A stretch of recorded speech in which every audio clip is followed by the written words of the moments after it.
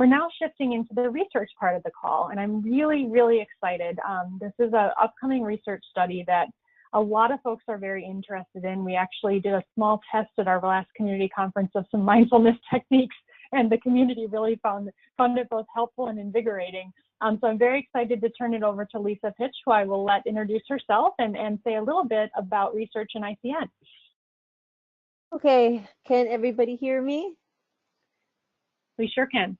Great. So my name is Lisa Pitch, and I'm going to talk to you a little bit today about Healthy Mind, Healthy You, a study that Improved Care Now is participating in. It isn't exclusively Improved Care Now, but it involves 20 additional networks like our own, other networks that focus on other conditions like cardiovascular, autism, mood, etc. So this study goes across more than 21 other networks like our own. Next slide. Similar to other Improved Care Now research projects, Healthy Mind, Healthy You has had all stakeholders. That means patients, parents, clinicians, researchers. All of the stakeholders have been involved in developing the research study, from the inception of the study design, writing the grant, creating informational materials and handouts, developing recruitment strategies and materials, piloting the protocols, et cetera, et cetera. So all stakeholders have been involved in developing this study.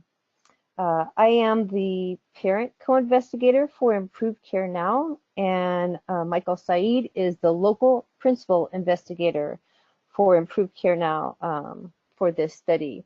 A little about myself. I am a parent of a child with Crohn's disease. I've been in Improved Care Now since about 2012. My center is Pediatric Gastroenterology and Nutrition Associates, that's PGNA. And in my real life, I'm a research coordinator and a grant evaluator at the Clark County School District in Las Vegas. And I have several different Improved Care Now roles. Right now, I'll just talk to you about Healthy Mind, Healthy You. Next slide. Healthy Mind, Healthy You is a study about the impact of mindfulness and the type of mindfulness dosing that works the best. So I'll give you a little bit of background about mindfulness. One of the definitions of mindfulness that's used in the study materials is that mindfulness means paying attention in a particular way, on purpose, in the present moment, and non-judgmentally. Many people who have chronic disease and their caregivers and families experience stress and decreased well-being.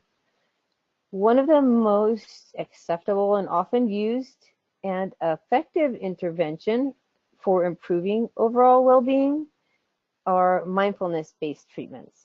So some ways that mindfulness may benefit patients and parents and caregivers and families are that mindfulness may reduce stress, anxiety, and other unhelpful emotions. Mindfulness may reduce depression. Mindfulness reduces insomnia. It also can reduce lethargy. Mindfulness can increase your sense of well-being and increase your energy, both mentally and physically. Mindfulness is always effective for pain management, and mindfulness may also be helpful in improving health and boosting immunity, among other things. Next slide. So Andrew Nuremberg is the lead principal investigator across all of the 21 PPRNs. And so Dr. Nuremberg and the 20 PPRNs, including Improved Care Now, are leveraging active and engaged patients, caregivers, and parents across those 21 networks. And the goal is to examine how mindfulness can help patients, parents, families cope with stress. The study wants to investigate if there are differences in effect on patients and parents when they take a typical mindfulness course, which is 8 weeks, or a shortened version, which is 3 weeks. And I'll talk a little bit more about that later. But we all know how stretched for time people are, especially people like us.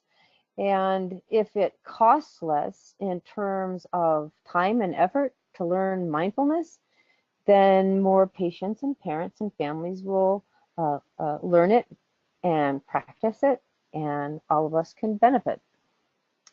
Also, patients and parents can help. The participation of the patients and parents, of our patients and parents, can help the implementation and dissemination about this project a success.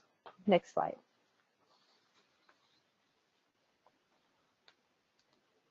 Okay, so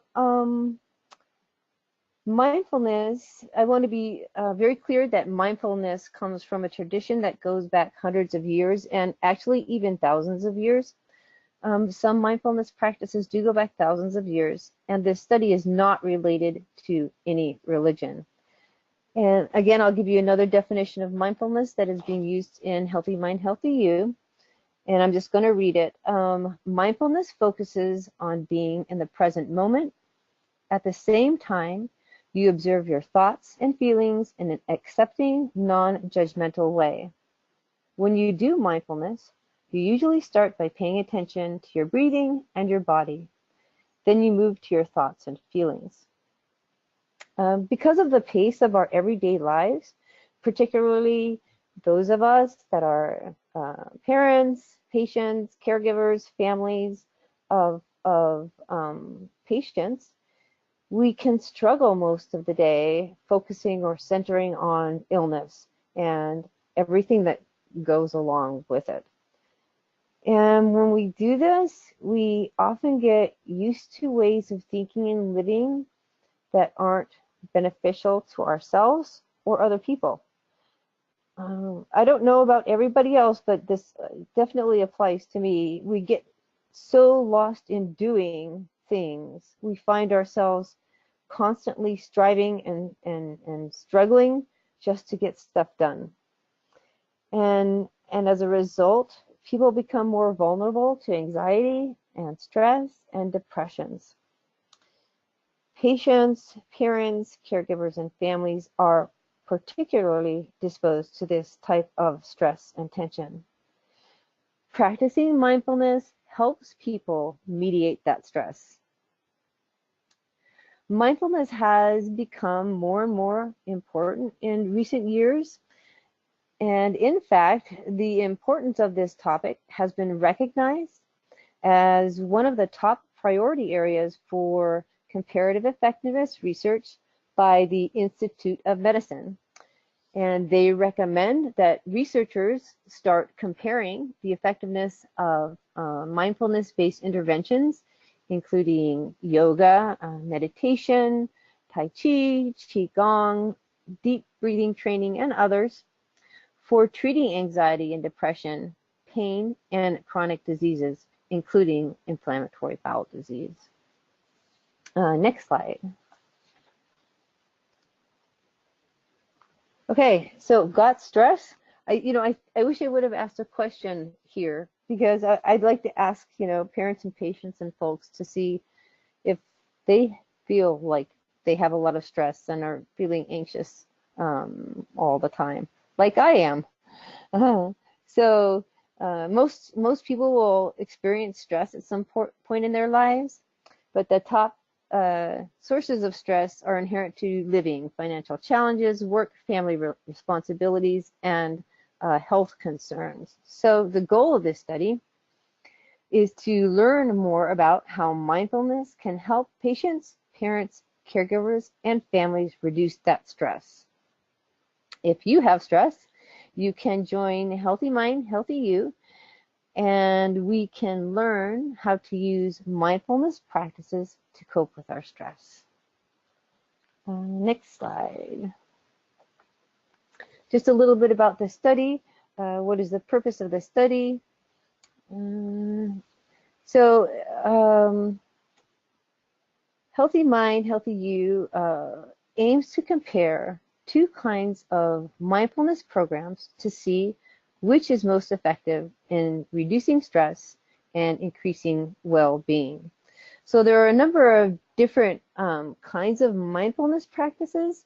However, we don't know which works best or which is most efficient for us. So traditionally, mindfulness studies have used a curriculum of guided meditation practices that are taught in sequence over the course of 2 or 3 months in weekly sessions. However, we don't know the minimally effective dose of mindfulness. Therefore, Healthy Mind, Healthy You intends to compare the online 8-week mindfulness training, which is the standard course, and compare it to an online 3-session or 3-week mindfulness training, which is Mindfulness Light. Next slide. How does this study work?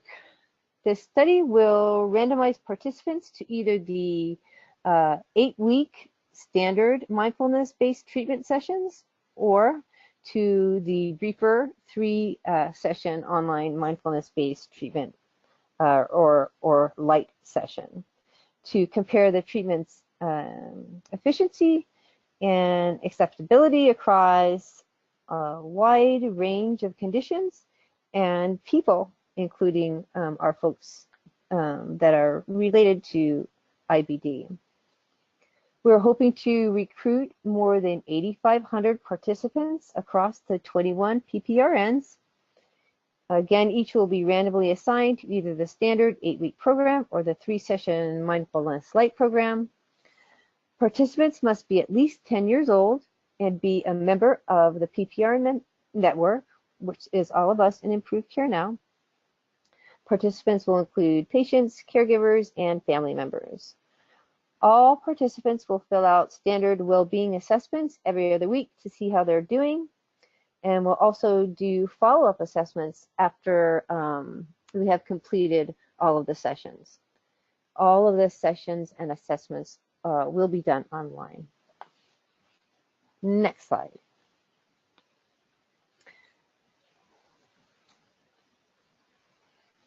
Sorry, it's freezing. Hold on. There we go. It's a little slow. There we go. Okay, so how do I join? So you have to have access to the internet with a computer or mobile device. Again, you have to be 10 years old. You have to review information about the study and agree or sign consent to join the study. You will be answering a few questions about yourself, and you will be, again, completing either the 3-session or 8-session online mindfulness program. At the end of the study, and actually throughout the study, you'll be filling out questionnaires so they can see how you're doing. Next slide. So sign me up. The launch date or the opening date is still to be advised, but we are hoping and expecting that the study will launch by the end of October. There will be places to be able to access more information about Healthy Mind, Healthy You, including Facebook, Twitter, and other websites. But importantly, you can go to the Improved Care Now website, and there is a link on the slide that will direct you to the Improved Care Now, Healthy Mind, Healthy You informational page. And if you have some questions that you'd like to ask now, you can also email healthyminds@partners.org and ask questions about the study. And next slide, questions. Does anybody have any questions? Thanks, Lisa. So folks can go ahead and type their questions in the chat box, or if you want to be unmuted, you can type that as well. But thank you for that great presentation. I know we're all really excited about this study, and particularly excited to have a parent co-investigator bringing the skills and experience you have to this. Yes, it's been really, really exciting, and I know that, I've practiced other kinds of mindfulness in my life, you know, Tai Chi and Qigong and all of that, and those things have been helpful for me, you know, during this process of my son having Crohn's disease. And so this study in particular was really exciting for me to be able to participate in.